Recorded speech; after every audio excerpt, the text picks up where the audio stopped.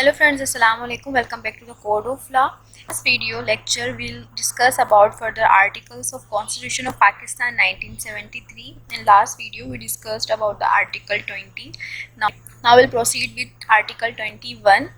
तो आर्टिकल 21 जो है वो डील करता है safeguard against taxation for purpose of any particular religion. ठीक है, ये क्या कहता है कि no person shall be compelled to pay any special tax, कि आप किसी भी पर्सन को कंपेल नहीं कर सकते, ठीक है, ज़ोर ज़बरदस्ती नहीं कर सकते कि वो कोई भी स्पेशल जो टैक्स है वो पे करे। अब स्पेशल टैक्स कौन से, कि the proceed of which are to be sent on the propagation और maintenance of any religion other than his own. ठीक है, अब वो स्पेशल टैक्स किन चीज़ों से रिलेटेड, प्रोपेगेशन, ठीक है, यानी कि किसी भी रिलीजियस इंस्टीट्यूट को रन करने के लिए, उसको मेंटेन करने के लिए अगर कोई स्पेशल टैक्सेस वगैरह लिए जाते हैं और वो रिलीजन उसका अपना नहीं है, यानी कि एक नॉन मुस्लिम से आप मॉस्क वगैरह, ठीक है, या कोई भी अदर रिलीजियस इंस्टीट्यूट वगैरह चलाने के लिए आप टैक्स कलेक्ट कर रहे हो, या फिर मुस्लिम से मंदिर वगैरह चलाने के लिए, चर्चेस वगैरह के लिए, तो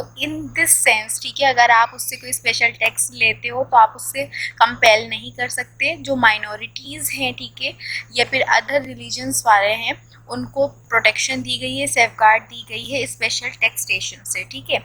देन इसके बाद हमारा आर्टिकल 21 आ जाता है, जिसका क्लॉज 1 ये कहता है कि नो पर्सन, सबसे पहले ये बताऊं कि ये आर्टिकल डील करता है safeguard as to educational institution in respect of religion etcetera. कोई भी एजुकेशनल इंस्टीट्यूट, मदारिस वगैरह अगर बनाए जाते हैं इन रिस्पेक्ट ऑफ रिलीजन, यानी कि एक पर्टिकुलर मज़हब से रिलेटेड, तो ये कहता है कि no person attending any educational institution shall be required to receive religious instruction. ठीक है, कोई भी पर्सन अगर कोई एजुकेशनल इंस्टीट्यूट जो है वो अटेंड करता है, यानी कि स्कूल, कॉलेजेस, यूनिवर्सिटीज़ या अदर कोई एकेडमीज़ वगैरह, ठीक है, और वहाँ पर जो है कोई रिलीजियस इंस्ट्रक्शंस वगैरह दी जाती हैं, ठीक है, तो or to take in any religious ceremony or attend religious worship if such instruction, ceremony or worship relates to a religion other than his own। ठीक है, कि आप किसी भी पर्सन को कंपेल नहीं कर सकते, ठीक है, आप उसको मजबूर नहीं करोगे कि ये रिक्वायरमेंट्स, ठीक है, नहीं रखोगे उस पर्सन के लिए कि वो रिलीजियस सेरेमनीज़ जो हैं, ठीक है, उनको, या रिलीजियस वर्शिप्स वगैरह जो है उनको अटेंड करे, ठीक है, जो भी इंस्ट्रक्शंस वगैरह दी जाती हैं उनको वो फॉलो करे, अगर वो रिलीजन उसका अपना नहीं है। अगर वो किसी और रिलीजन से बिलोंग करता है तो आप किसी भी स्टूडेंट को, ठीक है, वो स्टूडेंट किसी भी एजुकेशनल इंस्टीट्यूट का हो, आप उसको फोर्स नहीं कर सकते, रिक्वायरमेंट्स उसके लिए अलग होंगी, ठीक है, वो अगर किसी और रिलीजन से बिलोंग करता है। तो देन इसके बाद क्लॉज 2 है, वो ये कहता है इन respect of any religious institution, अगर कोई भी ऐसा रिलीजियस इंस्टीट्यूट है, ठीक है, मजहबी कोई इदारा है, there shall be no discrimination against any community, तो आपने किसी भी किस्म की डिस्क्रिमिनेशन नहीं करनी है, ठीक है ना, भेदभाव जिसको कहते हैं वो नहीं करना है कम्युनिटी से रिलेटेड, ठीक है, in the granting of exemption और concession in relation to taxation. ठीक है, टैक्सेशन से रिलेटेड आपने कंसेशन पे या एग्जेम्पशन के ऊपर, यानी कि फीस की माफ़ी वगैरह के ऊपर, या फिर छूट अगर आप दे रहे होते हो, तो इन चीज़ों के ऊपर आपने जो है डिस्क्रिमिनेशन नहीं करनी है। ये नहीं देखना है कि ये मुस्लिम्स है तो इसको ज़्यादा फेवर की जाए, नॉन मुस्लिम है तो उनको ज़्यादा फेवर की जाए, ठीक है, माइनॉरिटी और मेजॉरिटी, ये चीज़ें आपने नहीं देखनी है, आपने पर्सन की मेरिट देखनी है। ठीक है, और थर्ड क्लॉज कहता है कि subject to law no religious community और denomination shall be prevented from providing religious instruction for peoples of that community और denomination in any educational institution. ठीक है, कोई भी रिलीजियस कम्युनिटी जो है, एक पर्टिकुलर अलग से रिलीजियस एक मतलब पूरा एक ग्रुप है, ठीक है, कम्युनिटी रह रही है, या कोई डिनोमिनेशन एक पूरी रह रही है, तो उनको आप प्रिवेंट नहीं करोगे, रोकोगे नहीं फ्रॉम प्रोवाइडिंग रिलीजियस इंस्ट्रक्शन, के वो जो भी उनकी रिलीजियस पर्टिकुलर इंस्ट्रक्शंस हैं, ठीक है, उनको वो प्रोवाइड करें अपने पीपल्स को, यानी कि जो वहाँ के उनके स्टूडेंट्स वगैरह हैं, ठीक है, डेट कम्युनिटी और denomination in any education maintained wholly by that community और डिनोमिनेशन। ठीक है,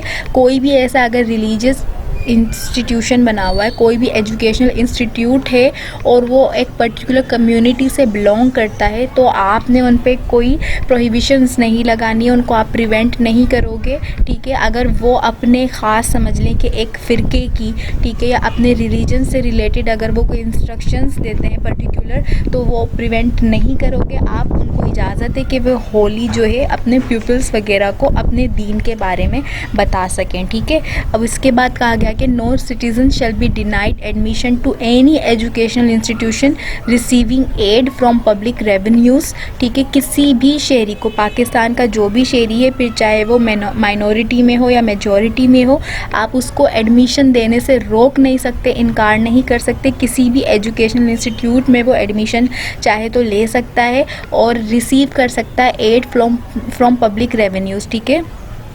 और मतलब पब्लिक से कोई भी रेवेन्यू वगैरह ऐड मिल रहा है, जैसे कि स्कॉलरशिप्स वगैरह आप समझ लें फॉर एग्जांपल, अगर वो मिलती हैं, ठीक है, तो आप जो है वो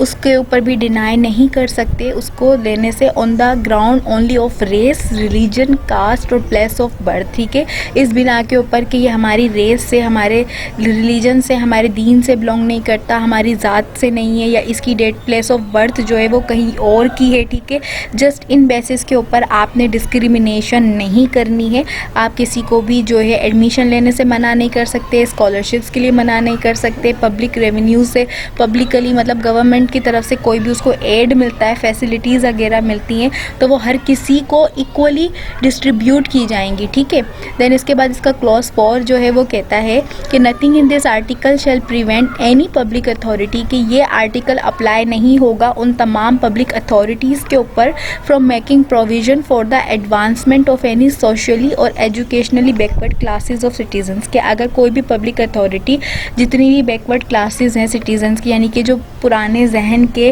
और पुराने दौर के जो शहरी हैं, अगर उनके लिए कि स्पेसिफ़िकली सोशली एजुकेशनली जो है अगर वो प्रोविजंस बनाते हैं एक अलग से, मतलब जो है एक लॉ और एक्ट्स वगैरह अगर वो बना रहे हैं उनके एडवांसमेंट के लिए, ताकि उनके अंदर तरक्की आ सके, वो डेवलप्ड कर सके, ठीक है, उनके जो है बच्चे भी लिटरेट हो सके, पढ़ लिख सके, ठीक है। तो अगर इससे रिलेटेड अगर पब्लिक अथॉरिटी कोई अलग से प्रोविजंस बनाती है तो आप उसके ऊपर ये आर्टिकल 22 अप्लाई नहीं करोगे, ठीक है। तो आई होप कि आपको अच्छे से ये क्लियर हो गया होगा कि आर्टिकल 22 किस तरीके से माइनॉरिटीज़ के जो है राइट्स को सेफगार्ड करता है। देन इसके बाद हमारे पास आ जाता है आर्टिकल 23 जो कि डील करता है प्रोविज़न एज टू प्रॉपर्टी, यानी कि हमारी जितनी भी जायदाद वगैरह हैं उनसे रिलेटेड। अब ये कहा गया है कि every citizen shall have the right to acquire, हर एक शहरी का पाकिस्तान के ये हक है कि वो अक्वायर कर सके, हासिल कर सके, होल्ड एंड डिस्पोज, जो उसकी प्रॉपर्टी है वो उसके अपने पास रख सके, डिस्पोज यानी कि चाहे तो बेच सके, ठीक है, of property in any part of Pakistan, Pakistan के किसी भी हिस्से में वो ये सारे काम कर सकता है, सब्जेक्ट टू द कॉन्स्टिट्यूशन, ठीक है,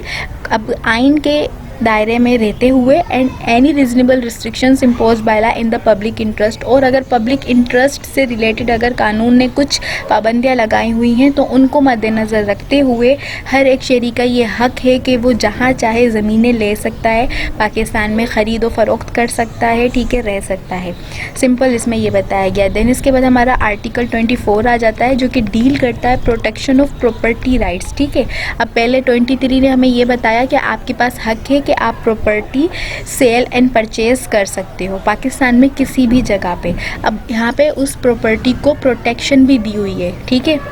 अब ये कहता है आर्टिकल 24 का क्लॉज 1 कि no person shall be deprived of his property. अब अगर आपने कोई प्रॉपर्टी ली है तो आपकी उस प्रॉपर्टी से आपको जो है छीनी नहीं जाएगी आपसे वो प्रॉपर्टी, ठीक है। 7 अकॉर्डेंस विद लॉ, कानून के दायरे में रहते हुए। No property shall be compulsorily acquired और take in possession of safe for a public purpose and save by the authority of law which provides for compensation therefor and either fixes the amount of compensation और specifies the principles on the manner in which compensation is to be determined and given, ठीक है। अब ये कह रहा है simply कि आपसे कोई प्रॉपर्टी आपकी छीन नहीं सकता, लेकिन अगर कोई अथॉरिटीज़, ठीक है, जैसे कि प्रोविंशियल गवर्नमेंट है, लोकल गवर्नमेंट कोई भी, या फेडरल गवर्नमेंट आपसे अगर आपकी प्रॉपर्टी ले रही है पब्लिक पर्पस की वजह से, ठीक है ना, या कानून में उसकी इजाज़त है कि भाई ये गवर्नमेंट की प्रॉपर्टी आती है, तो आप पे जो है कंपनसेशन आपको प्रोवाइड की जाएगी। ठीक है,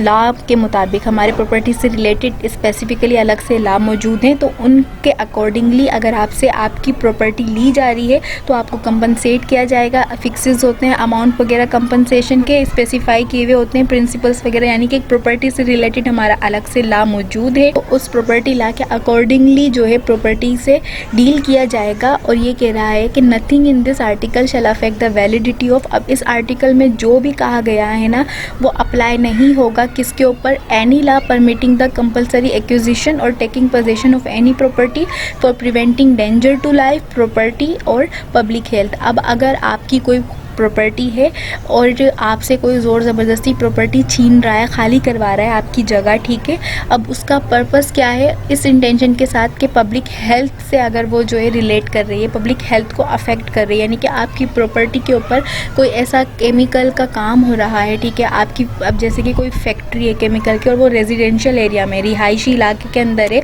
और उससे एक ठीक है एयर पोल्यूशन हो रहा है, पब्लिक हेल्थ अफेक्ट हो रही है, तो इस वजह से आपकी उस रिहायशी इलाके से खाली करवाई जाएगी वो फैक्ट्री और किसी और अलग जगह पे बनाई जाएगी जहाँ पर रिहाइश ना हो, ठीक है, या फिर डेंजर हो लाइफ को, यानी कि वो एक खस्ता ज़मीन हो गई है, बिल्कुल इमारत बहुत ज़्यादा पुरानी है और वो कभी भी गिर सकती है, जानों को नुकसान है, ठीक है। तो इन सारी चीज़ों के लिए अगर आपसे ज़ोर ज़बरदस्ती अगर एक्विजिशन होती है, आपकी पोजीशन ले ली जाती है, यानी कि आपसे वो जगह खाली करवा दी जाती है, तो ये लॉ उसके ऊपर आप अप्लाई नहीं कर सकते, यानी कि आप आर्टिकल 23 का प्ली नहीं ले सकते कि भाई हमारी ये जगह थी और हमसे ज़बरदस्ती खाली करवाई गई। देन इसके बाद बी आ जाता है, वो ये कहता है कि any law permitting the taking over of any property which has been acquired by और came into the possession of any person by any unfair means, ठीक है। अब ये कह रहा है कि आप अगर कोई भी ऐसा लॉ मौजूद है जहाँ पर ये उसमें डिक्लेरेशन हो जाती है कि आपने ये जो प्रॉपर्टी अक्वायर की है ना ये अनफेयर मीन्स से करिए, यानी कि जायज़ तरीके से, लॉफुल मीन्स तरीके से आपने इसको अक्वायर नहीं करा, यानी कि किसी को धोखा फ्रॉड वगैरह इस तरह आपने या फिर किसी और की प्रॉपर्टी के ऊपर कब्ज़ा करके बैठे हो, तो ये सारे अनफेयर मीन्स पे फॉल करते हैं। तो आपने अनफेयर मीन्स के थ्रू ये प्रॉपर्टी अक्वायर करी है, तो इसलिए भी आपसे ज़ोर ज़बरदस्ती करके वो जगह खाली करवाई जा सकती है। और in any manner contrary to law, और कोई भी ऐसा तरीका जो कानून के बरअक्स हो, ठीक है। तो जब भी आपसे प्रॉपर्टी खाली करवाई जा सकती है, आप ये प्ली नहीं ले सकते कि ये भाई मेरी जगह थी और मुझसे खाली क्यों करवा दी गई, ठीक है। देन इसके बाद आ जाता है हमारा, देन फर्दर बताया है कि any law relating to the acquisition, administration और disposal of any property which is और is deemed to be enemy property और evacuee property under any law, ठीक है। अब कोई भी ऐसा लॉ जो कि डील करता हो प्रॉपर्टी के एक्विजिशन से, प्रॉपर्टी को अक्वायर करने के, उस प्रॉपर्टी को एडमिनिस्टर, ठीक है, उसको मेंटेनेंस, उसको देखभाल समझ ले के करने के लिए, और डिस्पोजल ऑफ एनी प्रॉपर्टी, किसी भी प्रॉपर्टी को सेल आउट समझ ले करने के लिए जो कि एक डीम की गई है, ठीक है, या तो वो है, ठीक है, विच इज़, या तो वो है या फिर ये आपको कंफर्म हो या ये खदशात हो कि ये इनेमी प्रॉपर्टी है, यानी कि दुश्मनों की प्रॉपर्टी है, ठीक है, और इवैक्यू प्रॉपर्टी है, खाली कोई जगह ऐसी है, ठीक है, not being property which has cease to be evacuee property under any law, ठीक। तो अगर कोई दुश्मन ऐसी प्रॉपर्टी है तो उस पर भी जो ये एप्लीकेबल नहीं होगा, वो प्रॉपर्टी भी खाली करवाई जा सकती है, उसको भी एक्वायर किया जा सकता है। और फर्दर बताया गया कि any law providing for the taking over the management of any property bye a state for a limited period, कोई भी ऐसी प्रॉपर्टी जिस पे स्टेट जो है फॉर अ टाइम बीइंग, ठीक है, एक मुकर्रर मुद्दत तक जो है उस प्रॉपर्टी को मैनेज करने के लिए टेक ओवर करती है, ठीक है, अगर स्टेट हमारी, ठीक है, और आइदर इन पब्लिक इंटरेस्ट, फिर चाहे वो पब्लिक इंटरेस्ट के लिए करे, और in order to secure the proper management of the property, या फिर उस प्रॉपर्टी को प्रॉपरली मैनेजमेंट प्रोवाइड करने के लिए, उसकी मैनेजमेंट को सिक्योर करने के लिए, ठीक है, उसको तहफ़्फ़ुज़ पहुँचाने के लिए, और for the benefits of its owner, या फिर जो उसका मालिक मकान है, ठीक है, जो ओनर है उस प्रॉपर्टी का, उसको बेनिफिट पहुंचाने के लिए, ठीक है, अगर state for a time being क्या करती है, उस प्रॉपर्टी को अक्वायर करती है, तो उस पर भी ये एप्लीकेबल नहीं होगा। और any law providing for the acquisition of any class of property of the purpose of, या फिर कोई भी ऐसा लॉ जो कि प्रॉपर्टी के एक्विजिशन से डील करता हो किसी भी किस्म की, किस मकसद के लिए, मकसद ये कि providing education and medical aid to all और any specified class of citizens, के अगर आप कोई भी प्रॉपर्टी को एक्वायर करते हो और उस प्रॉपर्टी पे, उस जगह के ऊपर आप एजुकेशनल इंस्टीट्यूट बनाते हो, स्कूल्स वगैरह बनाते हो, यूनिवर्सिटीज़ बनाते हो, या मेडिकल एड, ठीक है, डिस्पेंसरीज़ वगैरह बनाते हो